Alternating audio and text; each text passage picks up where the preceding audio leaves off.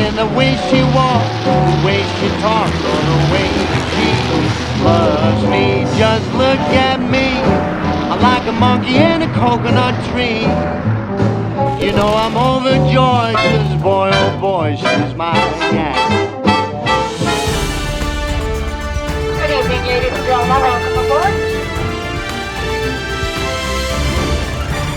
Good morning, folks, and welcome on 18 Squad Lab.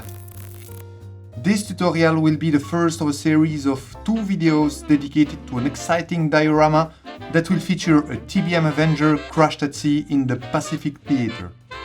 Today we will focus our attention on the Trumpeter kit, scale 132, of the TBM3 Avenger. This is a rather old kit that was produced in the early 2000s, so we will not go through a classical full build review. Instead, I propose to you to see how I realized the Torpedo Mark 13 Mark 1, for example.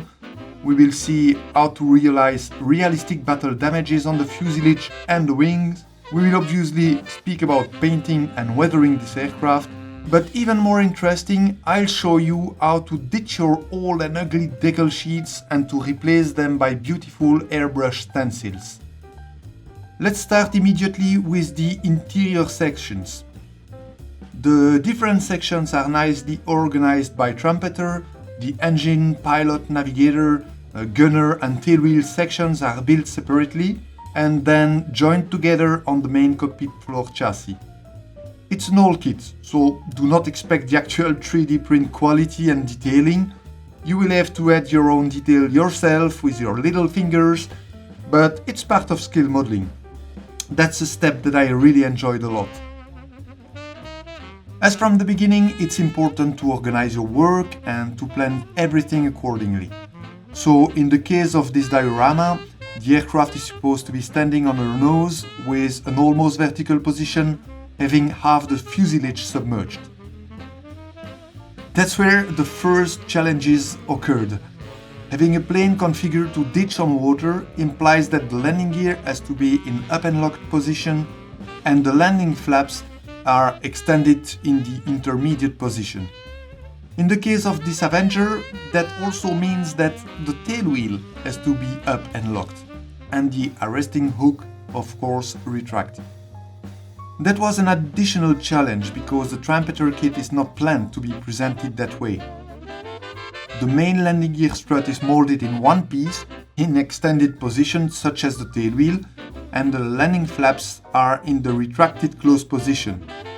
So in the case of the main gear, it was necessary to cut the struts at the root and for the flaps to buy an additional set of photo etch parts coming from Eduard. If you decide to go for such a transformation, I highly recommend you to make use of a photo etch bending tool, as this set includes long photo etch pieces that need to be folded with precision. To increase the realism of the scenery and try to reproduce the impact forces generated by the crash in the water, I decided to remove some engine panels. As you can see, I've used a razor saw and I just passed alongside the panel lines. I kept aside the removed panels, I thinned them by sanding, drilled them and damaged them. They will be positioned later on in the bottom of the sea to increase realism. Given I also intended to put one of the crew members inside of a life raft, it was also logical to open the life raft compartment hatch.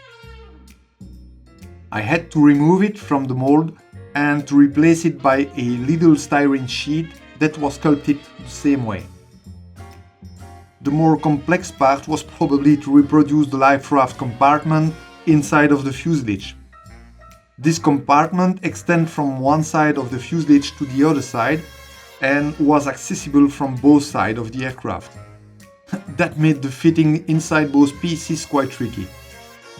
The Trumpeter kit provides you with a sheet of photo etch parts. Most of these parts are a little bit too thick to my opinion, so it's necessary to burn them red to make them more flexible. The good point is that the fitting is excellent, as you can see on these images of the Bombay hatches. The seat belts, as in many other kits, are too short, as they are supposed to be presented in stored and tight position. Here they are released after a quick crew escape, so they need to be longer. It's even worse if you put one crew member in the seat, like the pilot here. He is killed in action and hanging in his strap in a forward position. To compensate, I've used brush sheets that I cut at the right dimension, and I just recovered the different buckles coming from the kit photo etch sheet. To improve a little bit the level of detail of that kit, I also bought another set of photo etch parts coming from Eduard. This set is really interesting, especially if you plan to present your aircraft with the wing folded, but it also brings a lot more details on the general exterior appearance. I think it's much nicer. Well, in this diorama, the torpedo was a major element for me, especially because the aircraft was to be positioned in an almost vertical position, which for once gives us the opportunity to see the underside of the aircraft, which is not common on scale models. The problem with the torpedo provided in this kit is that you need to really thin the different elements that are too thick, and basically it's just a giant suppository. If you decide to create a TBM Avenger version 3, you have to know that when it appeared on the theater late 1944, the Torpedo Mark 13 already had been improved to a new standard, the Mark 1. When the Avengers appeared on the battlefield in 42, they suffered from the very poor performances of the Mark 13 torpedoes, which made mandatory very low level approaches at very low speeds prior to release the torpedoes, which turned all the Avengers sitting ducks in front of the naval anti-aircraft artillery. The problem was so serious that the initial torpedo role for which the Avenger was built had to be postponed and was replaced by close air support missions using conventional bombs. During that period, the Torpedo Mark 13 underwent an improvement program to finally become a much more efficient weapon just by the addition of a simple plywood device on the front and at the rear parts of the torpedo. The trumpeter kit provides you with the metal shroud ring that comes around the torpedo stabilizer fins, but it's incomplete and you will have to create yourself the frontal plywood drag ring and the backside plywood stabilizers. The plywood stabilizer has been created using a styrene sheet having 0.5mm thickness. It's quite easy to realize, it's quick, and you can help yourself with reference pictures from the Second World War to guide this work. Basically, it's just a kind of box that comes around the shroud ring. The frontal drag ring was a little bit more tricky, given its round shape, and due to the internal structure that was specifically created to slow down the speed at which the torpedo was entering the water. As you can see, I used a little piece of styrene sheet to close the loop of this drag ring, and I also used a small styrene disc on the frontal arc as on the real thing. It was then time to create the inner structure of this drag ring by adding small vertical fins, just as on the little picture. I must confess that you'd better be very calm to start this type of work. Get the kids and your wife far away from your working room. Well, we are ready for painting. As always, wash your model with soapy water, rinse it, and then apply a coat of primer prior to paint it. The explosive warhead was painted first using AK Interactive 3rd generation acrylic colors, sprayed with the airbrush, and it was also weathered separately. I then painted the plywood sections using a base coat of Tamiya paint, on which I applied a gloss varnish prior to draw the different wood veins with oil paints. These wood veins are painted with the reference burnt umber. It's a kind of dark brown color. Once dried, so at least 24 hours later, you can apply another coat of your base coat, highly diluted at 90%, to better integrate the different wood veins and smoothen a little bit the contrast between the different colors. To realize the phosphor bronze of the main torpedo body, I used old copper, old bronze and brass references from the True Metal range from AK Interactive.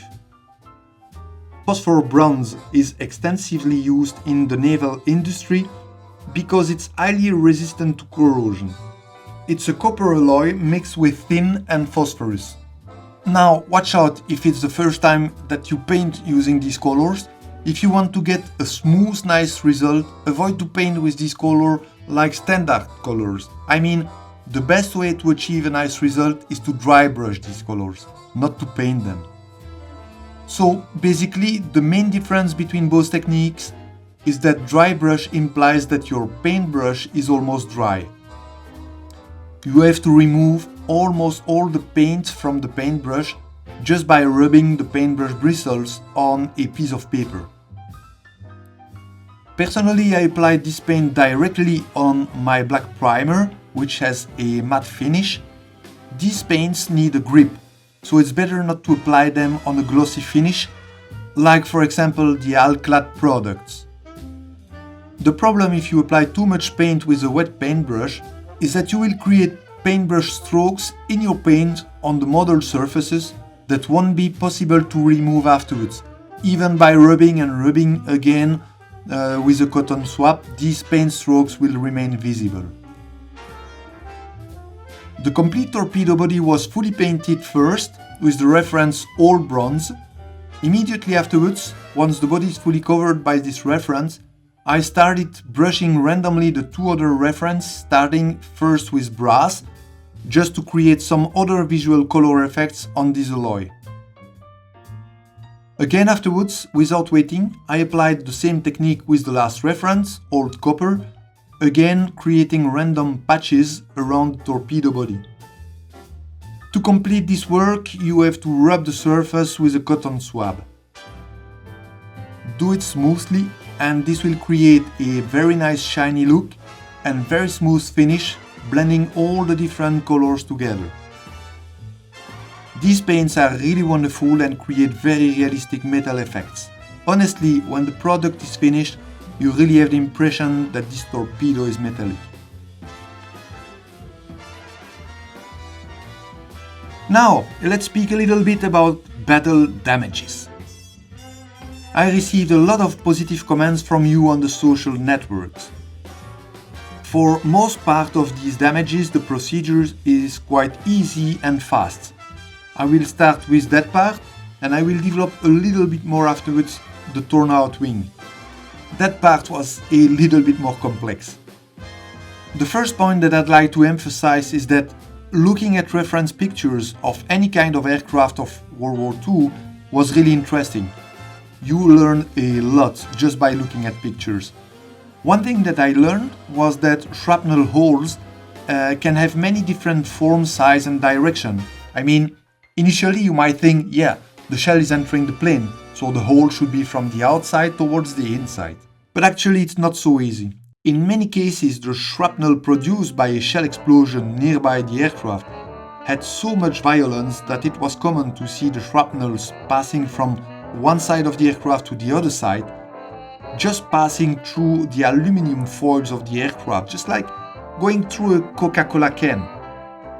So you end up with entry holes and exit holes. To reproduce most of the flak damages, all you need to do is to reduce the plastic thickness by sanding using a drill, like on these images. You can use a light source from time to time to check the plastic thickness. The more you approach the other side, the less should be the drill rotation speed. This is very important to avoid the risk of melting the plastic due to the friction heat. Once satisfied with this thickness, use another drill bit and you can pass through the plastic to create small holes. You can use different drill bits to modify the shape of these shrapnel holes, and you can also use your hobby knife to cut through the plastic.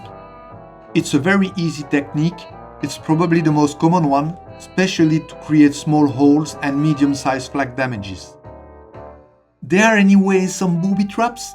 Watch out when you plan your damages to consider their effect on the inside part of the aircraft, as you might damage parts that will be visible through the cockpit, which is open for example, or that could be annoying to later position your pieces correctly.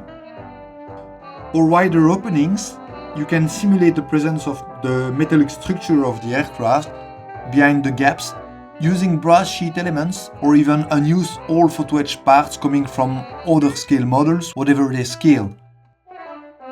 For the vertical fin, for example, I reproduced roughly a kind of inner structure based on plan views that I found on the internet. It's clearly disgusting and not precise, but it's just to make the trick and to see something similar to the reality through the flak damages.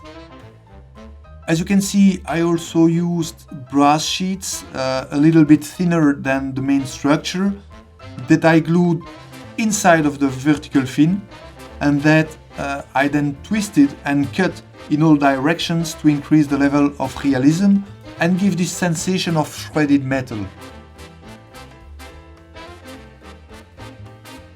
That picture of World War II inspired me a lot when I decided to create this project. I was really impressed to see this bird still flying with a broken wing, and I really wanted to reproduce this effect. It turned out to be a little bit more complex than what I planned initially. I started by drawing on my wing all that area that need to be cut. In this case it was quite easy, as it was clear cut that the wing had been broken in the vicinity of the wing leading edge slat. Prior to remove this wing section, I took advantage of the sculpted panel lines and rivets on the plastic wing to reproduce the different panels constituting this wing section. They will be really important later on to reproduce the shredded section of the wing. I used this homemade sharpened nail to reproduce the rivets on my brass sheets. These rivets have been marked using the actual rivets engraved on the plastic wing. Each panel was then damaged. To do that, I first thinned the panel with the drill. It was then much easier to tear it, to twist it and to damage it, but also to give it the right shape to take its position on the wing. As I said, we must repeat this operation for each panel on the top side, but also on the underside of the wing prior to cut this section. Once done, it's time to get the chainsaw and start the big work. Well, I admit it's a bit frightening, but we have to assume there is no way back, and it will motivate us to move forward and to continue following our ideas. After a little bit of cleaning, sanding and putting a little bit of cyanoacrylate glue where collateral damages appeared, we can start to create a new wing section. I'm not a fetishist of historical and technical perfection, and the engineers at Eastern Aircraft Division would probably kill me if they saw this work, but hey, I do not intend to spend a full year to build this model. So let's use some unused photo etch parts from other kits, whatever they scale, so long it looks like metal pieces. We will use plan views of the actual TBM Avenger to reproduce a kind of internal structure that looks like the actual one. I'm so sorry guys, I know it looks like barbary, but I can't ask my lovely YouTube community to wait so long to get one video. As you can see, and as I explained, I made extensive use of styrene sheets, brass sheets, but also unused photo etch parts of older kits. It was very useful to recreate a kind of structure on which it was also possible to install and glue all the different brass panels that we constructed initially. The most difficult part here was to align those panels at the exact same level as the plastic panels to get a nice continuity and a smooth transition from one material to the other. Of course, it was necessary at some points to use Tamiya putty and to engrave again the panel lines and the rivets in the plastic that were a little bit damaged during the process. Well, in the end, the final result looks nice and realistic. I even had some electrical cables that were necessary to feed the position light at the wingtip. Obviously, the final paintwork will greatly help to improve the final appearance of that broken wing. even if I must admit that painting that section was really hell on earth. Okay, let's speak now a little bit about the fitting of the different elements of this kit. All the different anchor points are nicely located and are strong enough to position the different elements without any problem. As you can see, all the different interior sections have been painted and weathered. Some sections are fitted directly inside the side of the fuselage, and the other ones are directly fitted on the cockpit floor. This part of the work was really easy. Everything was fitting very nicely thanks to the different anchor points. This method is also very nice as it gives you the capability to paint and weather everything separately. The first difficulties commonly appear at the moment to close the fuselage. You know what I mean. This is generally the moment at which you discover that some of the parts that you assembled previously were not perfectly aligned. Sometimes, half a millimeter left and right can lead to difficulties to close the fuselage. Honestly, I was rather lucky. I just had some minor difficulties on the nose section, and that's mainly because I cut some engine panels. The global fitting and precision of this trumpeter kit was rather good. As always with aircraft assembled that way, watch out with the fuselage gluing seam. I really advise you to use cyanoacrylate glue on top of the seams that you can sand afterwards to get a proper junction. The fitting of the main wings was absolutely excellent, and the support is also strong, especially for such heavy wings. All the canopy sections have been glued thanks to the VMS Transpafix 6K product. It's a nice product, easy to use, especially if you use a little paintbrush to apply it. Apply your glue on the transparent pieces and then just put them in position. The excess of glue, if there is any, is easily removed with another product from VMS, which is Universal Weathering Carrier. Watch out, light type. It's important, it's light thinner, and as you can see, it didn't damage my paint. Anyway, I advise you to make some tests with your paint, because each type of paint is different, so watch out. It's best to experiment first. To get a very nice junction between your canopy and your fuselage, you can use the Tamiya putty, like I'm doing here. You make the junction quickly with this paste, and instead of sanding this product, just use the Tamiya lacquer thinner to remove the excess with a cotton swab. I really like the Tamiya lacquer thinner because it doesn't damage the plastic parts nor the transparent pieces, but anyway, watch out because this product removed all types of paints within seconds. Let's see now how to paint the interior of this big fat turkey.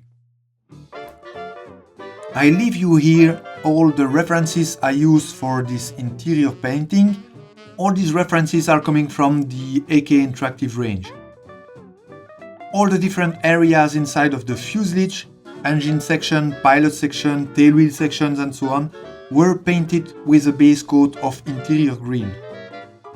That was the paint reference used at that moment of World War II in this aircraft. Then, after the application of the base coat, I apply highlights with a highly diluted layer of US interior yellow-green. This is the reference I'm using now with the airbrush on this Bombay. Now, with regard to the wheel wells and the interior parts of the wing folding mechanism, watch out. Trumpeter indicates to paint those areas also in interior green, but looking closer at World War II reference pictures, you will see that it's not fully correct. It depends mainly on the unit, on the squadron. Mine, for example, had the wheel wells painted in white, and the wing folding mechanism was painted in intermediate blue. I'll come back on these references later. Some items inside the fuselage have been painted first with a coat of aluminium from Alclad, and then using the chipping product were scratched once the base coat and the highlights had been applied. After application of the base coat and the highlights, it was time to paint all the little details with the paintbrush. It includes the different boxes, the different cables, the oil tank in the engine compartment, all the cables in the Bombay and so on. all this work has been done with paintbrush and using exclusively EK Interactive 3rd generation acrylic colors. All interior sections have also been chipped using the paintbrush with the different green references I inserted at the beginning of this chapter. After all this little work, I passed a layer of satin varnish on all these elements prior to apply a dark wash. This homemade dark wash was done with oil paints mixed with white spirit. The two references were lamp black and raw umber mixed together at a ratio of, let's say, 20% lamp black with 80% raw umber. The idea is to get a dark brown wash. Let's now paint our lady dress and tackle the exterior. Just like all the other pieces of the kit, the entire aircraft was washed with soapy water and primed in black. I'm not a big fan of, painting all the panel lines and rivet lines in black like black lines to make a kind of pre-shading grid. In many occasions I found the results of this technique a little bit too artificial. Instead, I prefer using a full black background and play randomly with my airbrush to create a variation of the different colors' intensity. With this technique, you add multiple very thin layers on top of each other and you progressively create the weather aspect of your paint. In the case of the underside of this Avenger, I only use one paint reference to paint the base coat, the shadows and the highlights. So basically everything was done just by playing with the opacity of the paint. The second color was the intermediate blue section for all the vertical parts of the aircraft. I first painted the base coat, on top of which I applied two other layers more faded, a first highlight with 20% of white and then a second more diluted with 40% of white. I didn't use any mask to separate the different colors, everything was done hand-free. As you can see, the boundary of each color was painted with airbrush low pressure, only 1 bar, so that's 14.5 psi, without the airbrush needle air diffuser cap, and at close range from the model, with a more diluted paint so that the spray was thinner and smoother. The inner side of the landing flaps and the folding mechanism sides were also painted in intermediate blue. Watch out that at this period and on this aircraft, the inner sides of the landing flaps were not painted red. As I explained, I applied two different layers of highlights.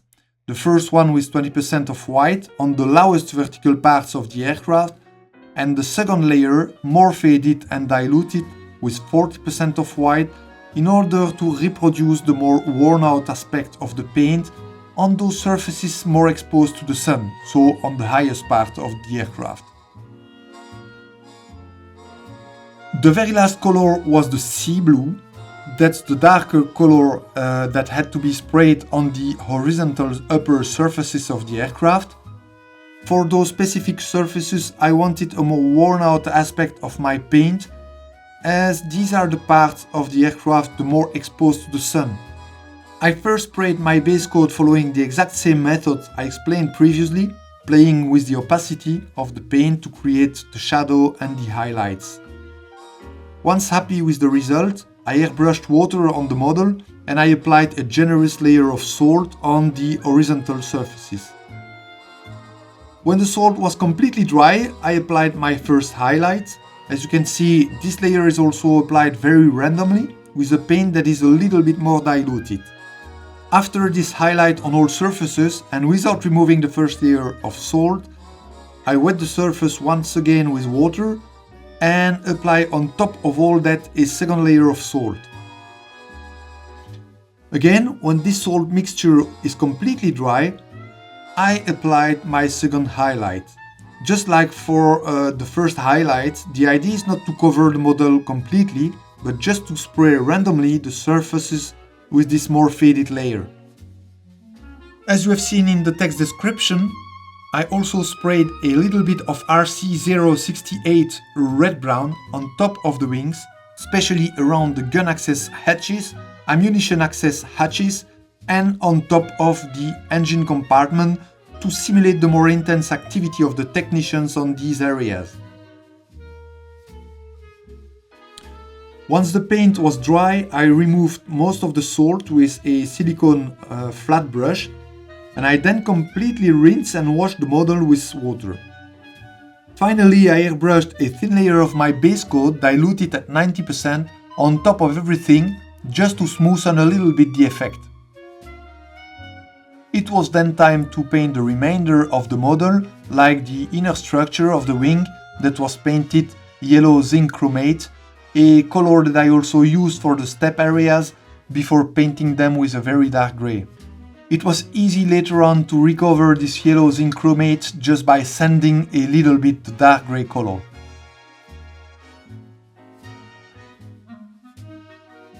Well, it's now time to apply a generous layer of gloss varnish. Not to put any decals on this aircraft for once, let's ditch all these decal sheets in the dustbin and try to paint everything with the airbrush. So you will ask me, why do you put any gloss varnish on the aircraft then? Well, to my point of view, the purpose is double. First, to reinforce the paint structure, because painting with the airbrush implies that we will use mask, and you know probably like me that removing mask on a painted surface is always a delicate moment. The gloss varnish layer is an additional protective coat. Secondly, we will weather the aircraft with oil paint, dilute them with white spirit, and the gloss varnish layer will help to blend these colors nicely. Okay, small moment of glory for my Belgian friend Sven and his products. If you are looking for top-notch quality next generation airbrush stencils, just go and check the link in the description. Sven also has an Instagram page and a Facebook page. His company's name is One Man Army. He's now working full-time on the production of these stencils. You can find stencils for scale models from 148 till 124, and you have stencils both for tanks and for aircraft. These stencils are specifically created for airbrush. These are stencils cut by laser and their adherence is just perfect. Honestly, at the scale of my aircraft, so 1/32, all the different servicing and handling instructions are readable. What I also really appreciated is that in the trumpeter kit there were almost no handling or servicing decals for the exterior parts of the aircraft. The trumpeter national markings in the decal sheet were also outsized, and their blue color was weird, almost looking purple. Not even speaking about the loss of detail with thick old decal sheets, especially regarding the panel lines and the rivet lines that disappear below. Additionally, when you work like me on a damaged model with deformed structures, it's almost impossible to reach a nice finish with decals. So, how does it work?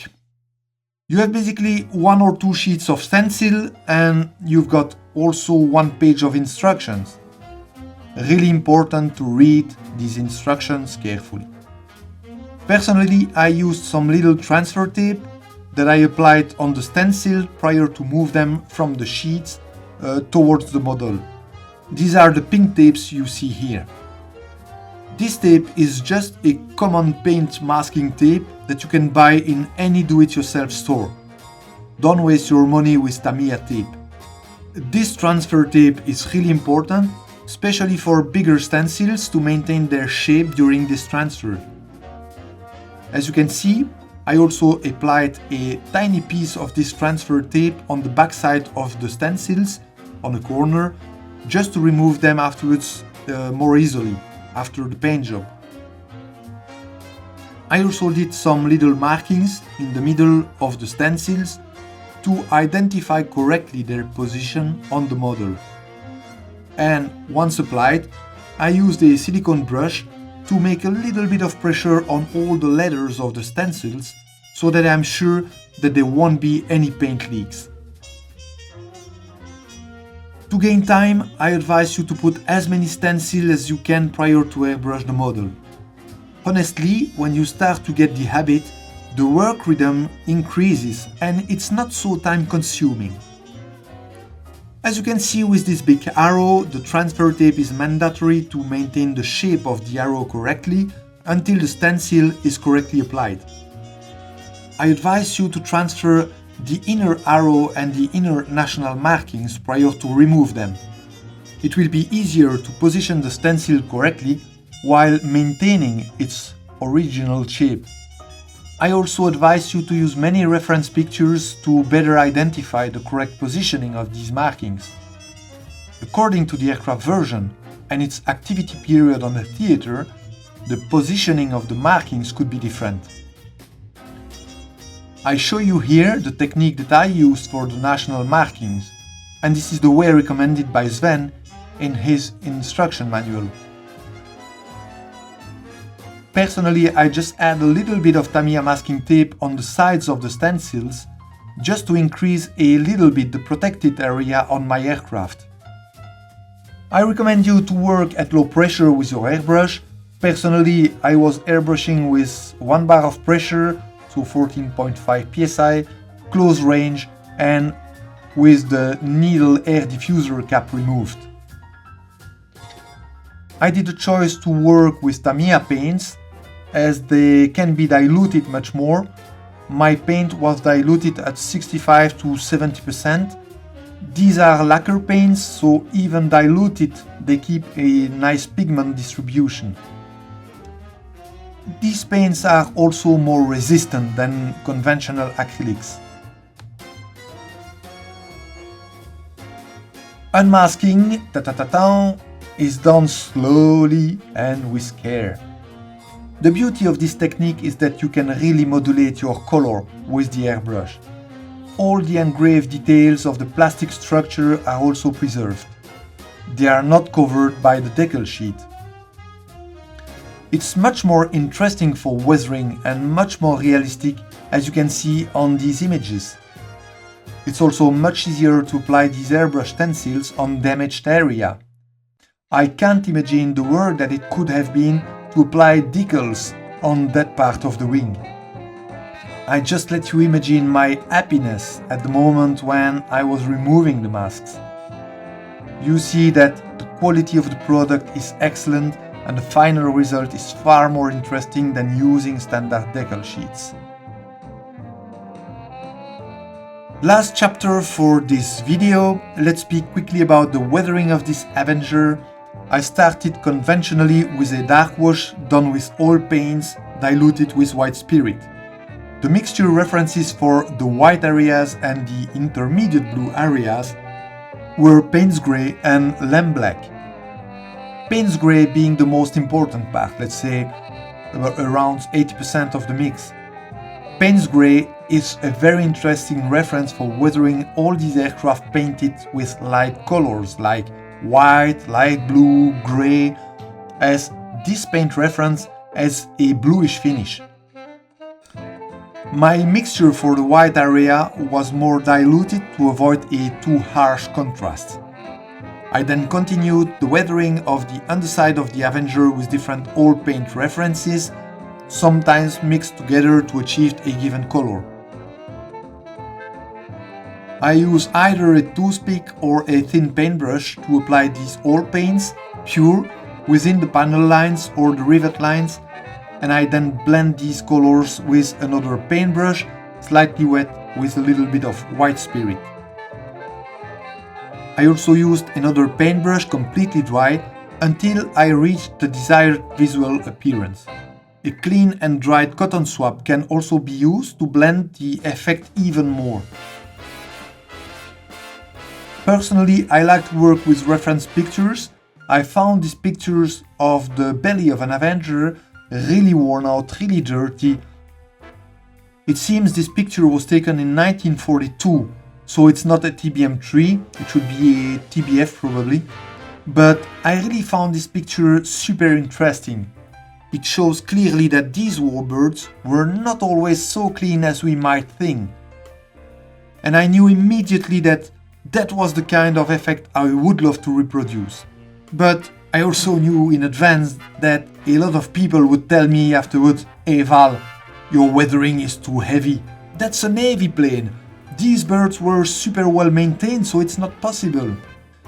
I really like when weathering can tell a story, express fatigue, disaster, or reinforce dramatic effects. When we applied weathering effects on a piece of equipment, we have to think as a user. Where are the step areas? What are the servicing hatches? What's the way to embark, to disembark? Where are the weapons loaded and serviced? Where are the different ammunition boxes? These are typically the areas that are the more worn out. For the upper surfaces, the horizontal one, these areas that have been painted with sea blue, I did another wash with Payne's Grey, but that time mixed with titanium white. As I said, Payne's Grey has this advantage to have a bluish finish, and when you mix it with titanium white, you end up with a kind of intermediate blue, which is the perfect color for this aircraft. This lighter tone wash is really interesting to make the rivets and the panel lines pop more on these dark sea blue areas. Again here, to illustrate the technician activity around the gun hatches and the ammunition hatches, I applied small dots of lamp black and raw umber randomly on the surface of the wing, and I then spread these oil colors with a cotton swab. Well, I used many other little techniques to weather this aircraft, and it wasn't possible to show everything. I will of course continue to show other techniques in other tutorials. I have to maintain this video within decent limits.